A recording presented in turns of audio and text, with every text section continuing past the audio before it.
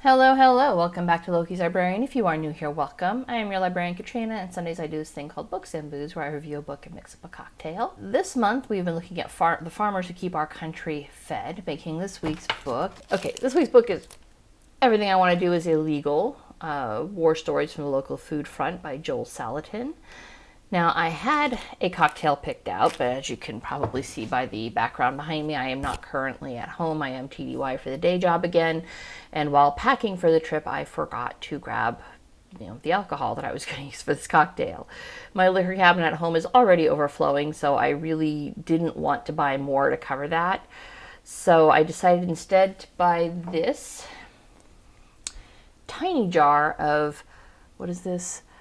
Butter Pecan Old Smoky Moonshine, because it's like a single shot, right? Because for about a decade, moonshine was the epitome of illegal activities.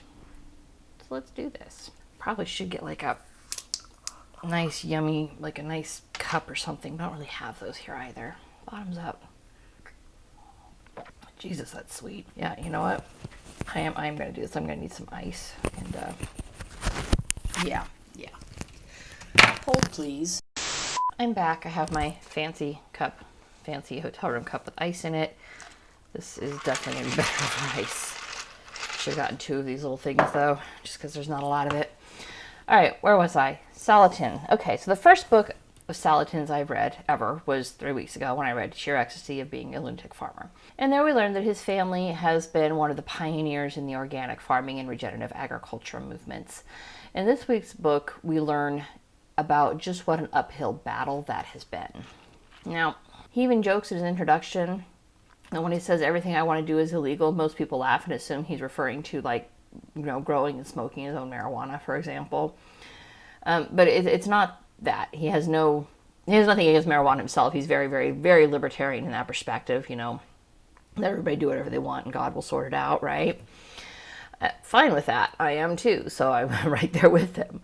But he's just against government intervention on behalf of freedom-loving peoples. Basically, the nanny state has run amok, and prohibition against marijuana is just the tip of the iceberg.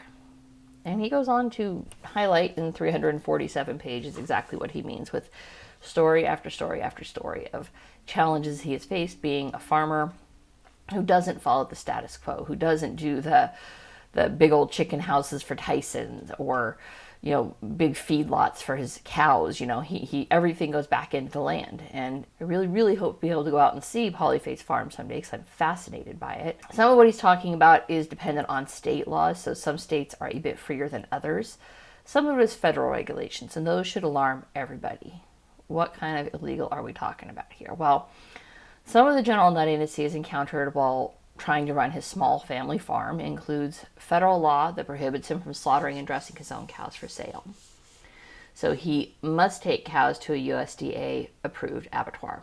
Now, interestingly enough, if his cows experience any contamination, it's most likely to occur at the USDA inspected facility because, as someone who's government adjacent, I can confirm what Salatin says when he says that the only thing the inspector care about is checking that all the boxes are checked.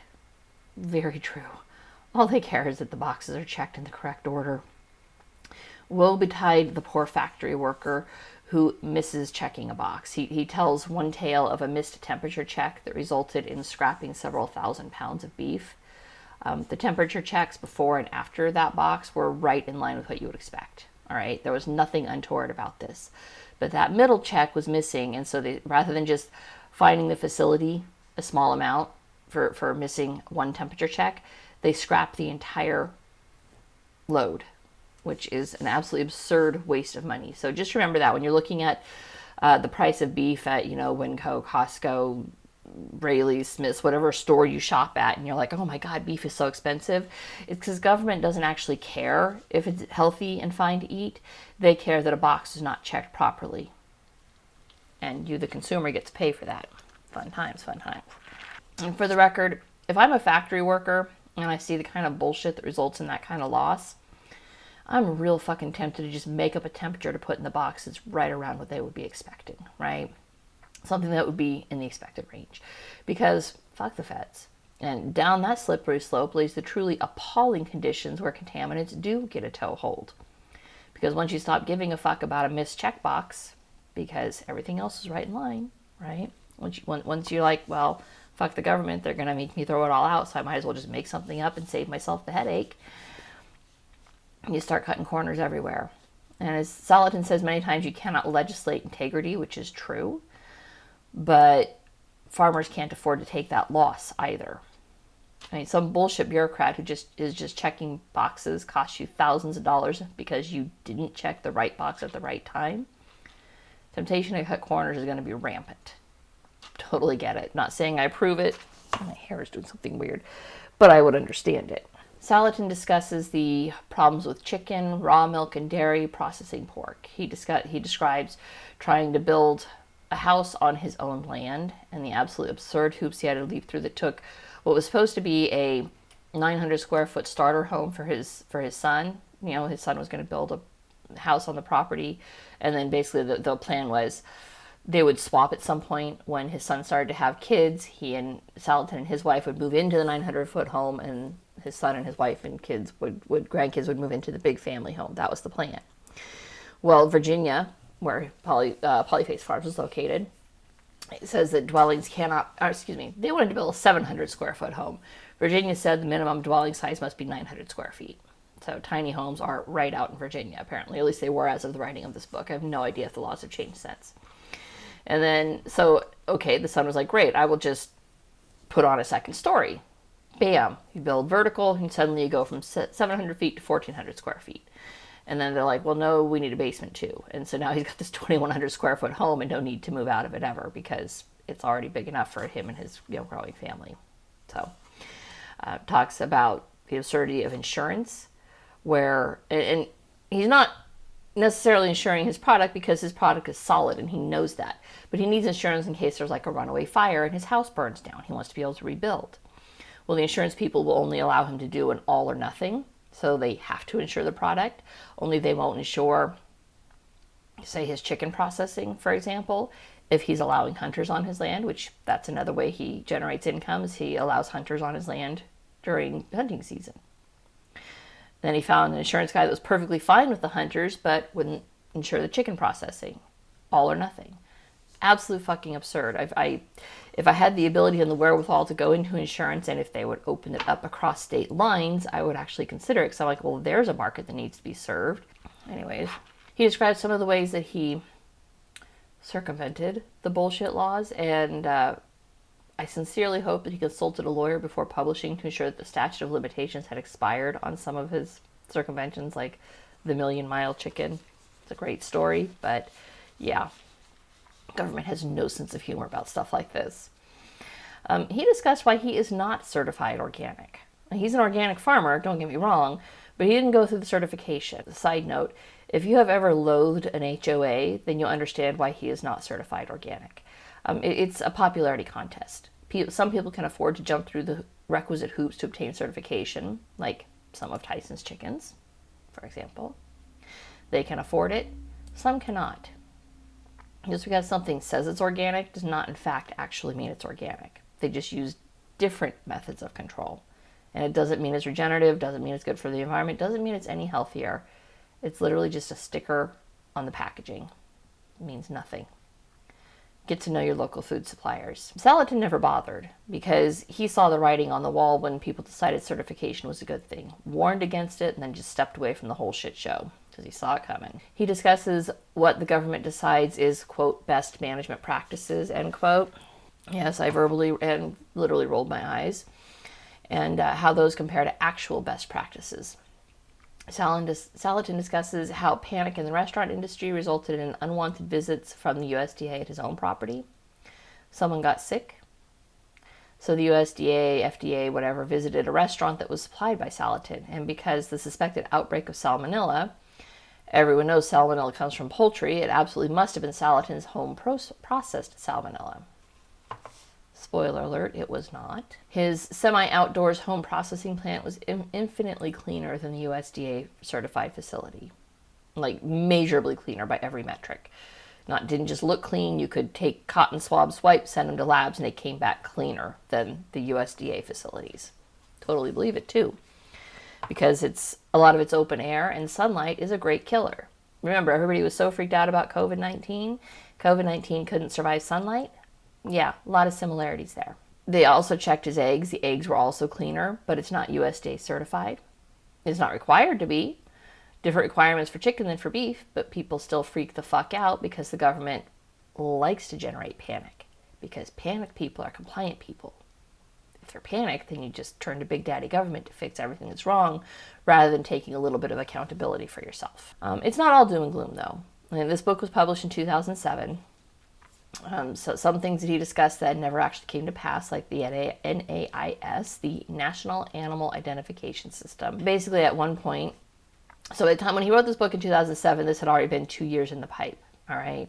The USDA thought it was reasonable to RFID tag all animals, all trillions of them, domestic farm animals and pets, to track illness. Of course it's to track illness. The good news is, in 2010, because I Googled it, because I was like, really? This is happening? And I Googled it, because I wanted to know if it was still ongoing, because, someday I would like to own a small farm. I'm not even planning to, sell to other people, just to grow my own damn food. But I need to know, what a pain in the ass the government's going to be if I do this. And, in 2010, the ridiculous scheme was abandoned. I Googled it. It was always impractical. But at some point, some unelected bureaucrat believed this was a wholly plausible thing to RFID tag billions of animals, just for the sake of tracking, so we would know where illness originated. Another spoiler alert, illness doesn't come from farmers like Salatin, who actually care about the animals under his control. And I mean, he genuinely cares. All right, he goes out of his way to provide healthy living conditions for his animals so that his animals stay healthy. Unlike the CAFOs, the Concentrated Animal Feeding Operations. Those are the Tyson's chickens. Those are the USDA feedlots where they're packed onto concrete and just made to stand there and eat all day. Eat food that, like cows, literally eating grain. Cows are herbivores. Which most people think, oh, that just means they eat plants. No, they eat forage, which is grasses. Corn is not part of their natural staple. All right, corn makes cows fat because it is starchy. Shocking, makes us fat too for the same reason, it's starchy. That's that high fructose corn syrup, right? Yeah, the USDA does not in and of itself process beef, right? U.S. Department of Agriculture, but it does provide the recommendations that it is totally okay to feed cows, herbivores, pieces of other dead cows. Remember when that whole mad cow disease panic was spreading, a couple of decades ago? Yeah. This process has been tracked to mad cow disease. Now, that's one of the reasons they've tracked it. Salatin has identified another possible source, which is the heavy use of insecticides on the forage that the cows eat as another possible contaminant. As a non-farmer, I think it's actually probably both. Herbivores eating dead bodies of their fallen comrades is most likely a contributing factor to mad cow disease. And we could say that because they've seen this sort of spongiform encephalopathy, God, I hope I said that right, in cannibals. So cannibalistic tribes, native tribes in South Africa, I think. They also have basically a form of mad cow disease that comes from eating human brains. Because some things you're just not meant to process. You are not actually meant to eat other human beings. Cows are not meant to eat other cows. They're certainly not meant to eat chicken shit. Yeah. I mean, you are what we eat, right? I mean, cows are all protein unless they're eating chicken shit.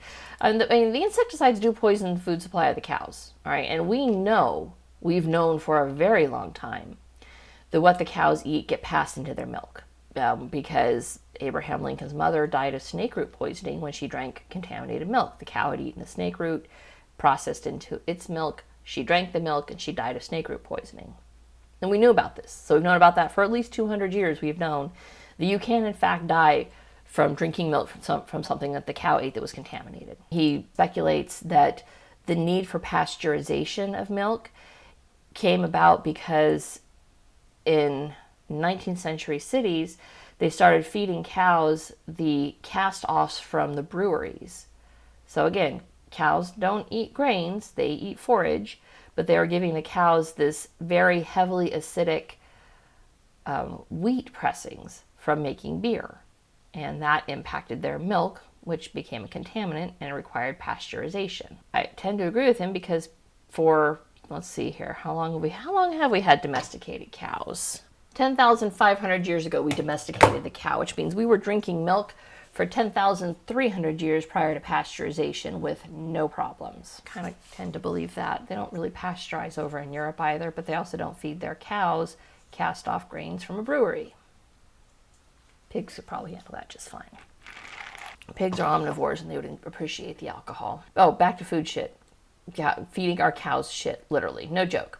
Cow feed supplements, at least as of 2007, include chicken manure. That information had me searching for local farmers who do not feed their cows chicken shit, because what the actual fuck is wrong with the USDA that they consider eating shit healthy for any organism? And yes, I know over the last 2 weeks I talked about chickens foraging and cow manure for bugs. For bugs, people. They are not actually eating the cow shit. They are picking apart the cow shit to find the fly larva that has been laid in the cow shit. They're not eating the cow shit. And then they tear it apart and it spreads the manure, and it's all very natural. It's part of the process. Salatin does provide several recommendations for all these freakouts. He recommends allowing people to opt out of the current food models. You sign a release promising not to sue anyone if you get sick, and you're free to shop at your local farmer for all of your meat and produce. I'd sign that waiver. Fuck yeah, I would. But I'm big on personal responsibility, right? I once tripped walking across a parking lot, literally just tripped. I don't even know. I think I like slipped on a rock, right?